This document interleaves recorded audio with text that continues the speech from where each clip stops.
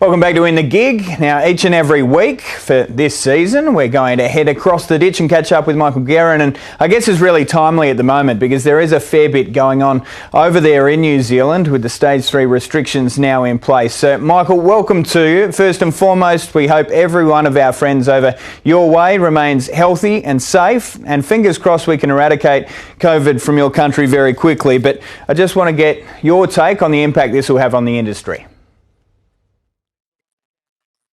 Yeah, hi Ben. A lot's changed since last week when we were on the show together, the four of us, because this time last week we felt quite comfortable in New Zealand after 100 days without community transmission. We had no COVID.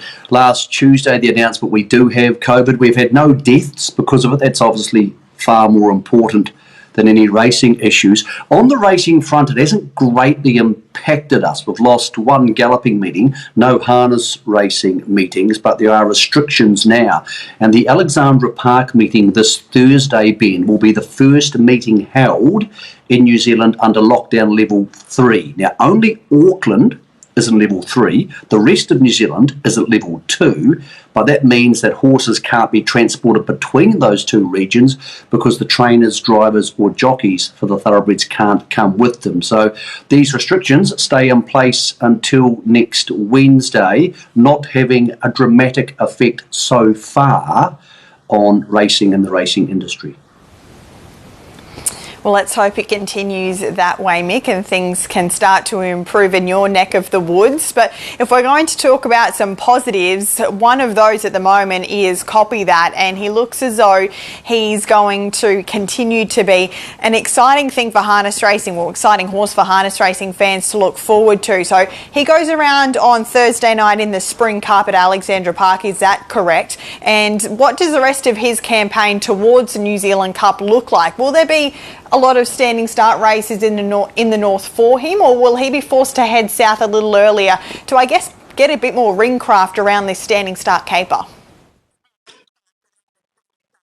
Yeah, good question, Britt. It's really crucial for him this week to get a standing start against these big dog horses. Obviously, he thrashed them last time from the mobile start. But the New Zealand Cup on the second Tuesday in November is, of course, a standing start. Now, he's had two standing starts before, and he actually lost both of them. One of them he's pulled up in, but it wasn't because of his standing start manners. He actually was hitting the sulky stage. Another one he finished third when he wasn't ready. So his standing start record isn't great. The reason things get more complicated this week is it's 2,200 metres, the feature race, Alexandra Park Thursday night. He's off a 10-metre handicap. So all of a sudden, there's no guaranteed lead there for him. Most of his rivals are probably going to want to give him a hard run. And he's on a 10-metre handicap with horses behind him on the 20-metre handicap. So all of a sudden, he's in a claustrophobic situation. It's a new skill he's going to need to add to his repertoire. Copy that. If he comes out and wins this race this week, I think he'll be second favourite for the New Zealand Cup behind Self Assured, who we don't see till next week. But it is asking him to do something he hasn't done successfully so far. Yeah, looking forward to seeing if he can handle that test, Copy That on Friday night up there in the north of New Zealand. Mick, what about down south? If you could choose one horse right now, would it be Cruise or It's All About Faith? They meet on Friday night for the first time as 3-year-olds, Gareth, and it's a remarkable race. There's only 6 horses in the Sires Stakes heat at Addington on Friday night, and this is quite remarkable. I don't think I've seen this more than 10 times in the last 2 decades in New Zealand. Every horse in the race is a last start winner. That happens very rarely. That's how dominant these 3-year-olds are against the older horses. Now, I think Krug's the best of the 3-year-olds in New Zealand so far, but It's All About Faith is a bigger horse and not quite so natural. I think he's really improved, Gareth, in the last sort of 3 or 4 weeks.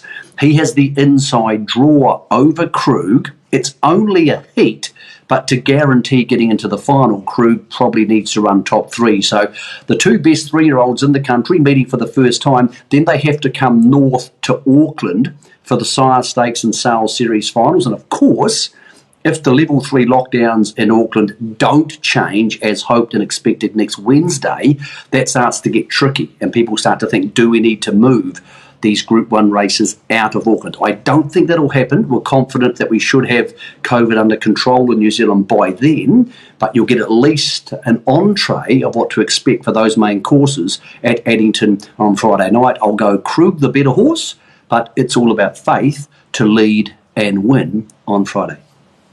Mick, over the past couple of weeks we've discussed Ride High. We had Brett Coffey on the show a little bit earlier on to discuss this stud deal. I just wanted to get your take and what the response has been over there. Look, I think the hype around the horse is so big, Ben. I've been following Australian stallion horses for quite a long time, those horses who raced on and went on to become stallions. I think he's by far the most commercial prospect we've had, because a lot of the good horses were going to struggle to make commercial stallions through the yearling sales of the Australian breds. A, because we have so many good stallions from overseas. Two things I think will help with him. He's a lovely big size of a horse. People like that. I think he's going to end up with a close to 1:47 time, maybe even quicker if they can get him to Menangle on the right night or day. And most importantly, he's by Art Major. Now, because he's by Art Major, he is a horse who can cross with the thousands of really high-class Bettor's Delight mares that are out there. Now, so is his new Alabar stablemate in Vincent. That's ideal because there's so many Bettor's Delight mares out there, and obviously they can't go to Lazarus, and they can't obviously go back to Bettor's Delight, that all of a sudden these Art Majors like Vincent and Ride High become really into play as the horses who can cover those horses. I think it's a good purchase. It may well be a great purchase, but I would say totally unbiasedly and not trying to commercially affect anybody, I've never seen in the 30 years I've been in the industry an Australian-based racehorse with the potential to make it as a commercial stallion that Ride High has. Yeah, certainly an exciting prospect, no doubt about that. Our thanks to Michael Guerin for his update from across the ditch once more. We're going to head off to a break. When we get back, we'll count down the drives of the week in Not All Heroes Wear Capes.